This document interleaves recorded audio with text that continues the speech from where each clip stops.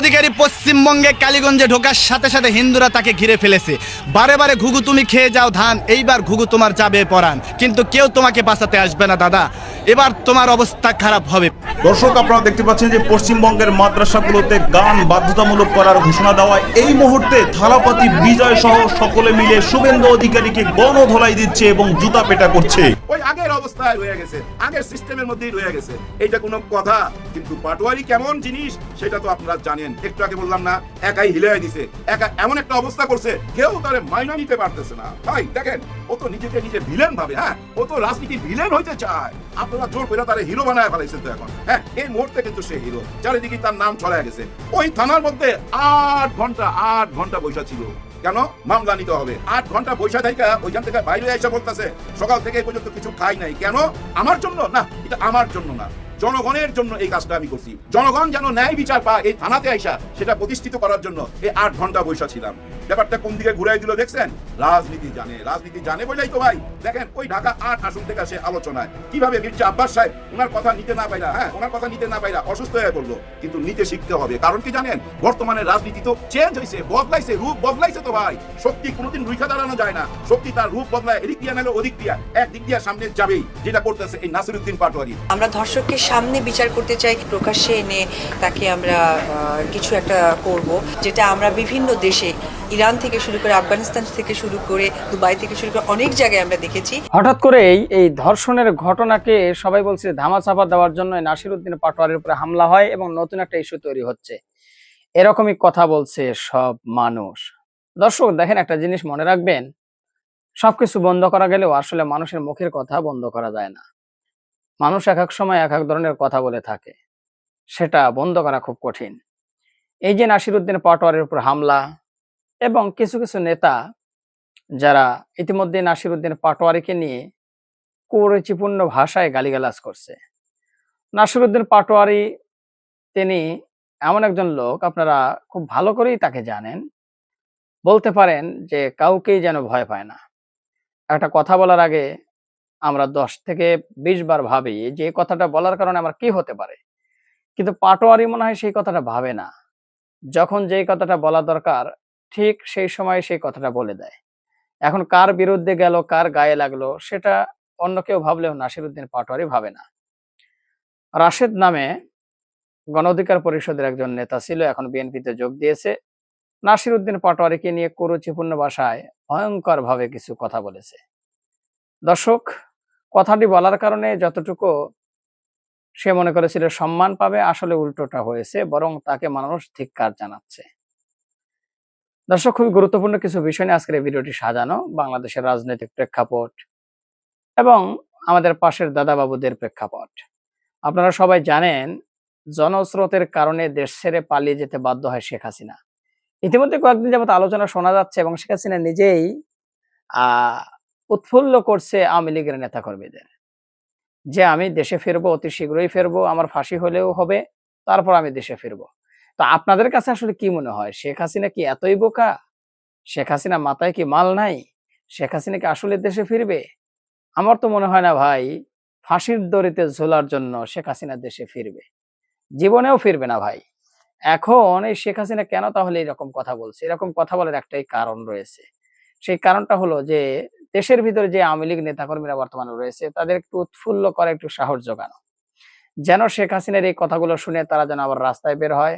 যেমন আপনারা দেখেছেন ইউনূসের আমলে আল্লাহর 30টা দিন সকাল হলেই যেন মানুষ মিছিলে নেমে যেত, জনসভায় নেমে যেত এবং কি মিছিল মিটিং করে ডক্টর ইউনূসকে বিপদে ফেলার জন্য একের পর এক কিন্তু তারা মাঠে স্লোগান দিত।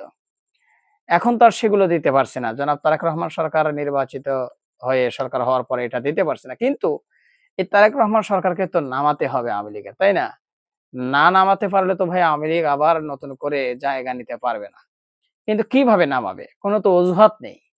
এখন অজুহাতটা পাকানোর একটা পরিকল্পনা করছে শেখ হাসিনা এবং ওপার থেকে তাদেরকে বা বাংলাদেশের আওয়ামী লীগ নেতাকর্মীদের উৎফুল্ল করে সে দেশে আসার ঘোষণা দিচ্ছে যে আমি ফাঁসি দিলে দিক, তারপর আমি দেশে যাব এবং আগামী মাসের মধ্যেই যাব, এই কথা বলছে। তখন আওয়ামী লীগের কিছু কিছু নেতাকর্মীরা ঝটিকা মিছিল করছে, রাতে বের হয়ে মুখের মধ্যে জাঙ্গিয়া পরে। জাঙ্গিয়া মানুষ পরে হলে আপনার প্যানের নিচে কিন্তু ওরা মুখে পড়তেছে যেন ওদের চেনা না যায়। এই তো হলো অবস্থা। তো যাই হোক দর্শক, পাশের দেশে দাদা বাবুদের কি অবস্থা, শুভেন্দু অধিকারী, সেটাও আপনারা ভালো করে জানেন। এই সমস্ত বিষয় নিয়ে আজকে ভিডিওটি সাজানো। কথা বাড়াবো না, চলুন মূল নিউজে চলে যায়। তার আগে বলবো যারা এখন পর্যন্ত আমাদের এই চ্যানেলটি সাবস্ক্রাইব করেন, প্রতিনিয়ত এই ধরনের গরম গরম খবর পেতে চ্যানেলটি সাবস্ক্রাইব করবেন। যারা করেছেন ধন্যবাদ। চলুন একটা লাইক দিয়ে মূল নিউজে চলে যায়। মাননীয় প্রধানমন্ত্রী বলছে 1 মাসের মধ্যে বিচার কইরা দেখায় দেবো এবং সর্বোচ্চ শাস্তিটাও দিবে। ওই বাচ্চাটার জুলুমের মামলাটা সোহেল রানা তার ব্যাপারে বলছে। এখন আসেন 1 মাসের মধ্যে যে উনি এই মামলার রায়টা দিবে, কিভাবে দিবে? এই রায় দিতে গেলে তো বর্তমান যে সংবিধান আছে এই সংবিধান লঙ্ঘন করতে হবে। হ্যাঁ, আসেন পয়েন্টে। এই সংবিধান লঙ্ঘন না করলে আপনি তো এই রায় 1 মাসে দিতে পারেন না, কোনো মতেই সম্ভব না। তারপরও উনি প্রধানমন্ত্রী, উনি চাইলে পারেন এবং ওনারা 1/3 মেজরিটি নিয়ে এই সংসদে আছে, ওনারা আইন পাশ করায় নিবে। আমি বলি কি, ওই একটা মামলা না, পল্লবীর এই একটা মামলা না, প্রত্যেকটা মামলা, এই শিশু কাণ্ডের প্রত্যেকটা মামলার রায় যেন 1 মাসের মধ্যে আসে, সেটা তাড়াতাড়ি আইন পাশ করেন আপনারা। আপনারা 1/3 মেজরিটি, আর বিরোধী দল তো এটা নাই করবে না, না বলার কোনো প্রশ্নই ওঠে না।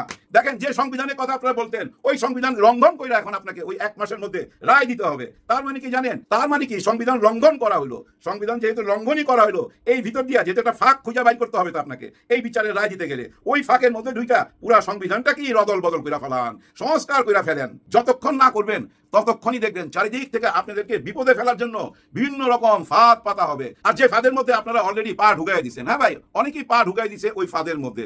দেখেন, নাসিরুদ্দিন পাটোয়ারি, নাসিরুদ্দিন পাটোয়ারি সবকিছু হিলাই দিল। হ্যাঁ, সবকিছু হিলাই দিছে তো নাসিরুদ্দিন পাটোয়ারি। নাসিরুদ্দিন পাটোয়ারিকে জবাব দেওয়ার জন্য বড় বড় মন্ত্রী থেকে আরম্ভ করে বিএনপির বড় বড় নেতারা কত রকম প্রশ্ন করতেছে, চারিদিকে মাইনাই নিতে পারতেছে না তার সমালোচনা। সে কি সমালোচনা করছিল?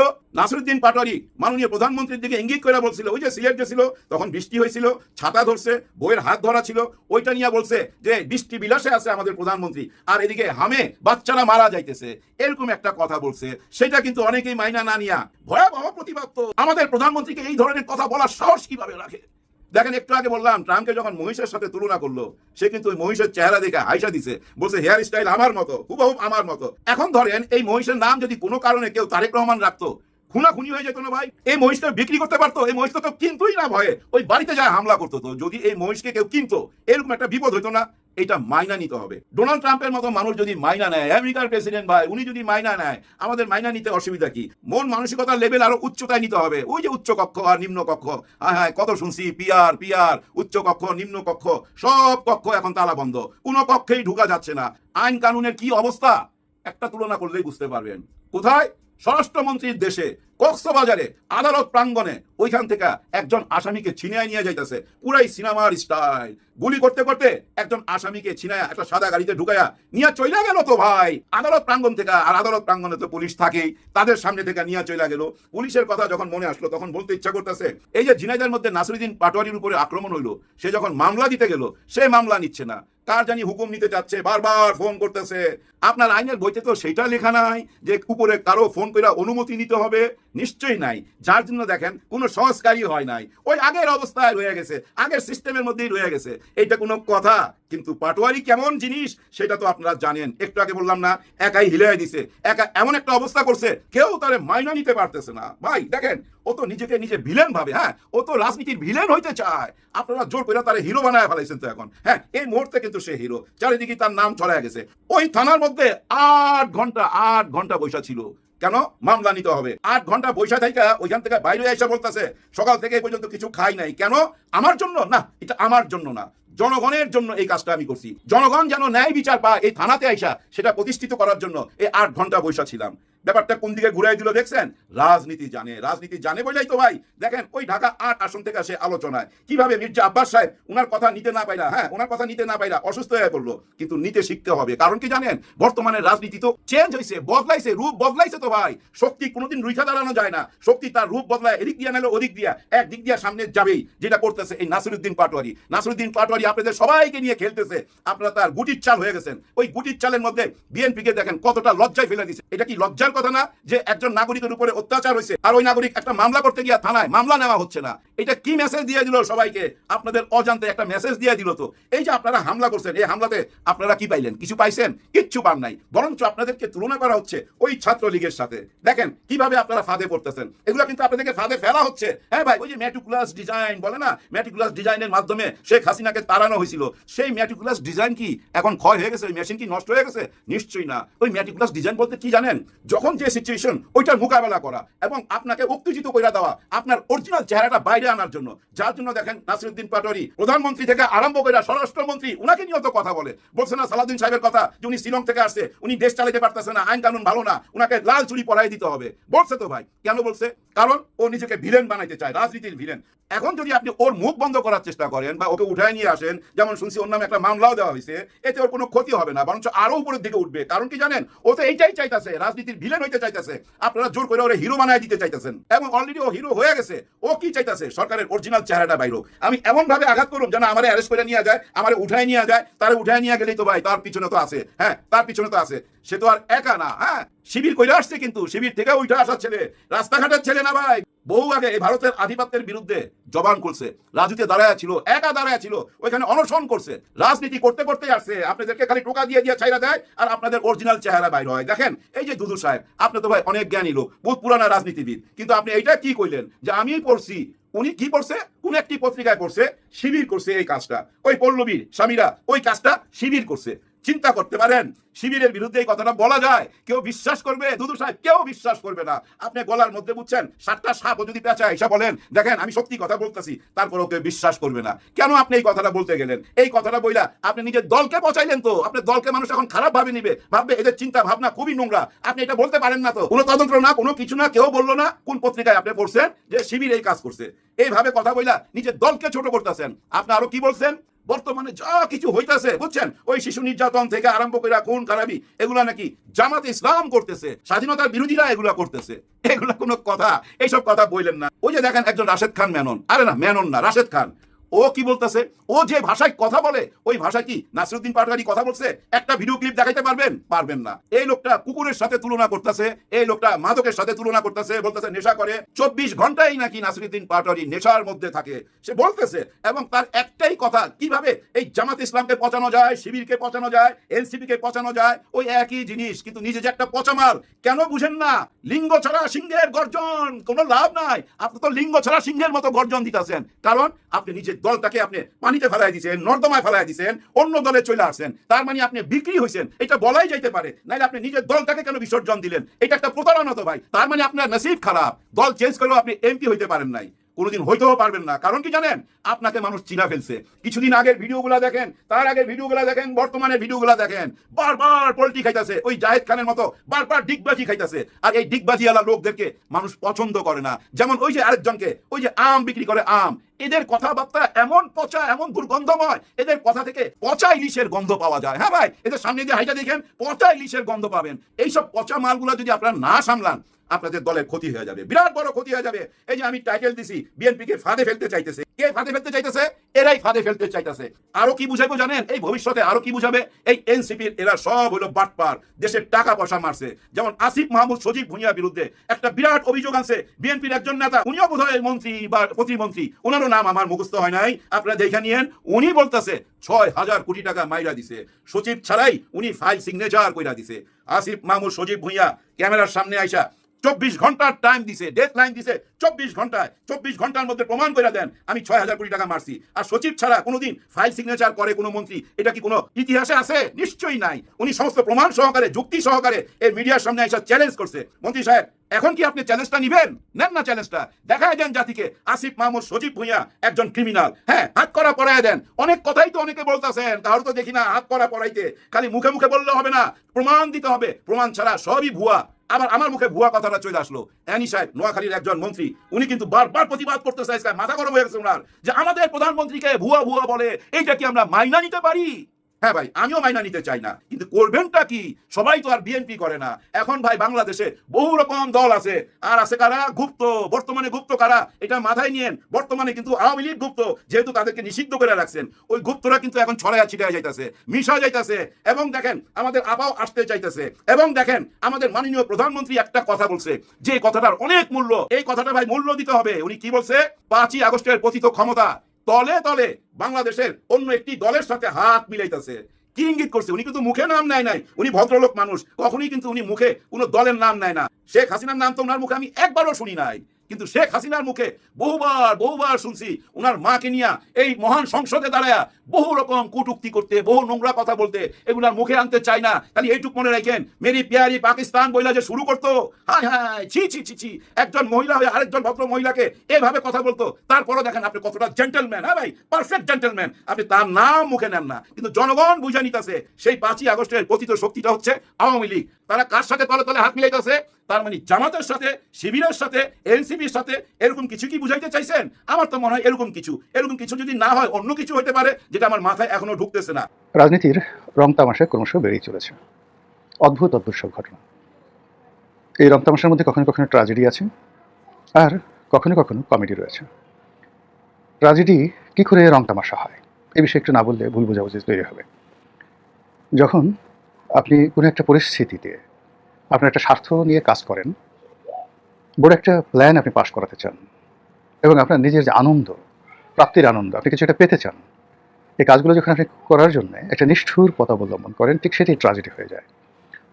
আমরা যেমন সিনেমাতে দেখি, সিনেমাতে দু ধরনের দৃশ্য থাকে।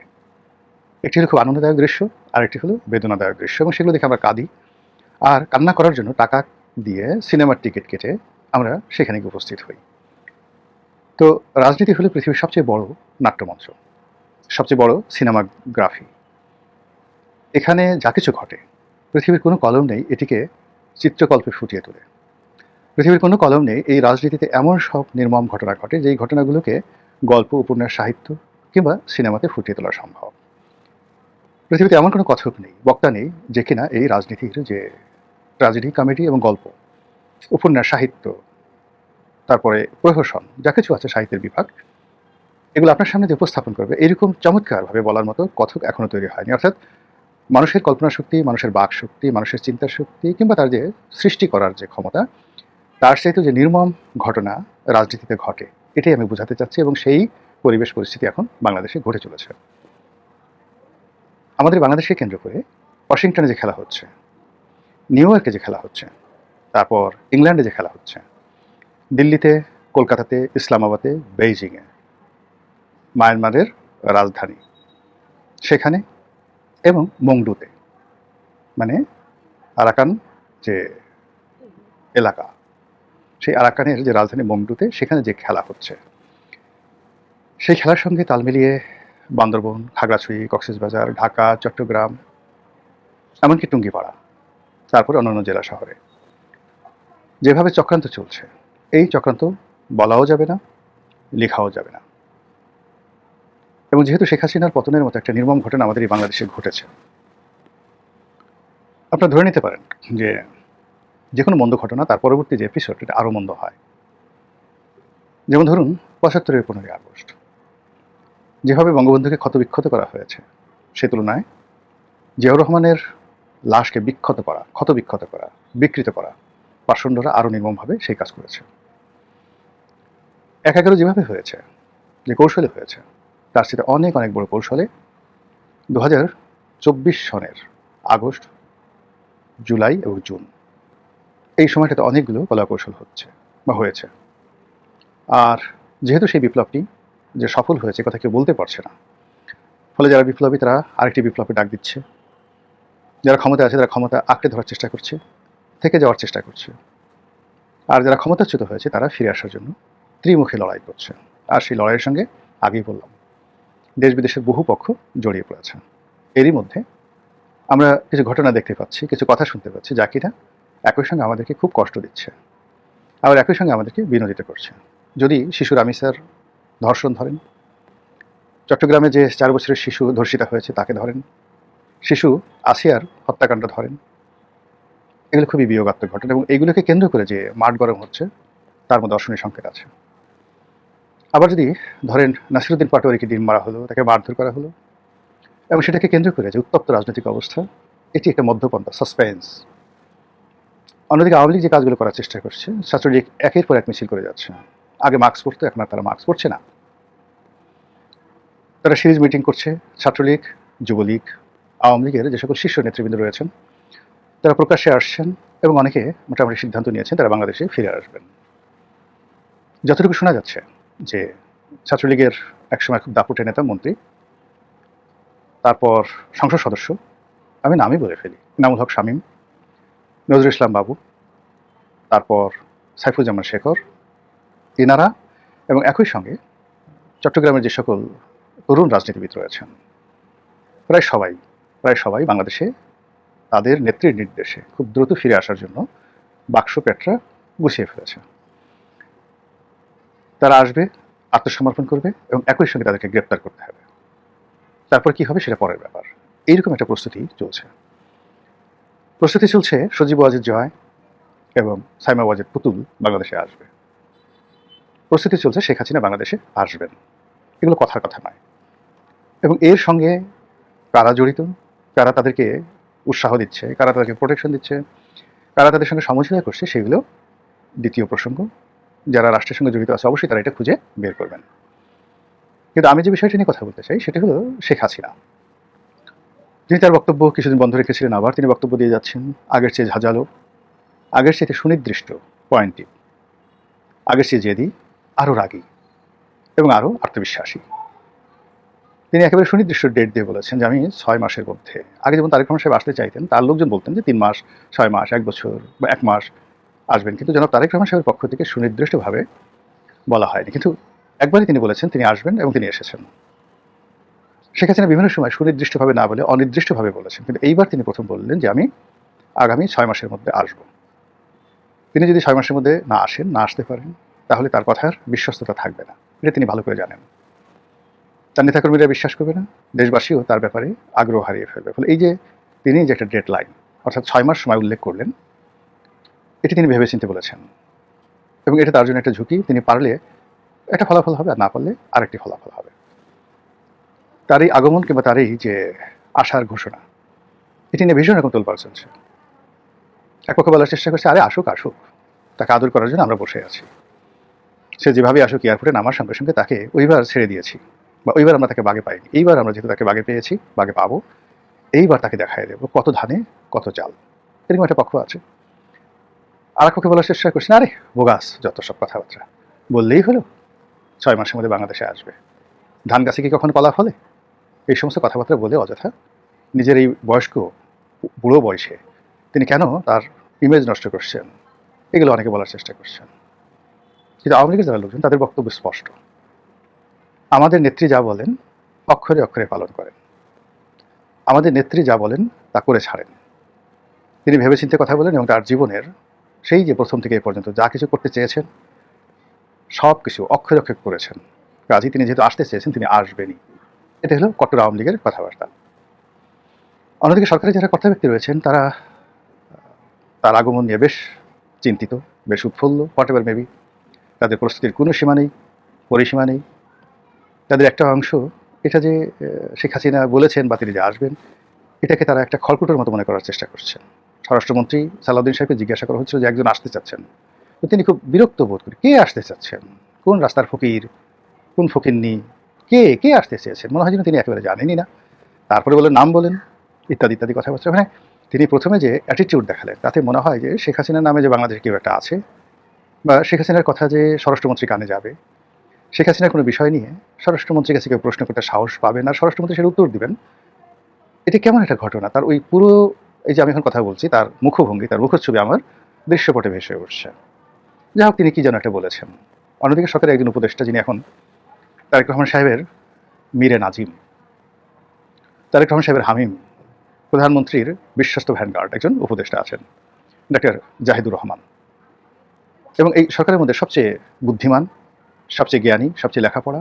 এবং তারেক রহমান সাহেব মনে করেন, একসময় মনে করতেন যে ডক্টর মাহাদি তার অনেক বুদ্ধি, কিন্তু ইদানিং মাহাদিকে দেখা যাচ্ছে না, এমনকি হুমায়ুন কবিরকে দেখা যাচ্ছে না। ইদানিং সরকারের কাছাকাছি দুইজন লোককে খুব বেশি দেখা যাচ্ছে।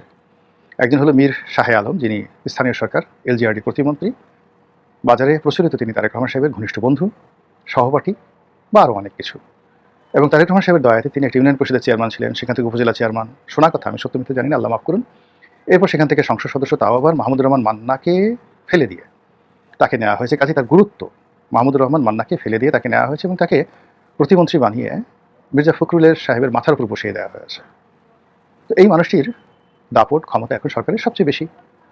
আর দ্বিতীয় যে ব্যক্তি তিনি হলেন এই ডাক্তার জাহিদুর রহমান, যিনি একবার দুবার আমার সঙ্গে টকশো করেছেন, ভালো মানুষ, ভদ্র মানুষ। তো তিনি লেখাপড়া জানা মানুষ হিসেবেই তারেক রহমান সাহেব মনে করেন যে বিএনপির এই মুহূর্তে যদি সক্রেটিস কেউ থাকে, বিএনপির মধ্যে যদি এই মুহূর্তে এরিস্টটল কেউ থাকে, বিএনপির মধ্যে এই মুহূর্তে যদি ম্যাকিয়াভেলি কেউ থাকে, চাণক্য কেউ থাকে, তিনি জনাব ডক্টর জাহেদ। দর্শক, আশা করি পুরো ভিডিওটি দেখেছেন। এবার অবশ্যই আপনাদের মূল্যবান মতামত জানাবেন, পারলে ভিডিওটি শেয়ার করে সবাই দেখার সুযোগ করে দেবেন। আর আমাদের এই চ্যানেলে নতুন হলে সাবস্ক্রাইব করবেন, যারা করেছেন ধন্যবাদ। তো ভালো থাকবেন, দেখা হচ্ছে নতুন করে ভিডিওতে। আজকের মতো এ পর্যন্তই, আল্লাহ হাফেজ।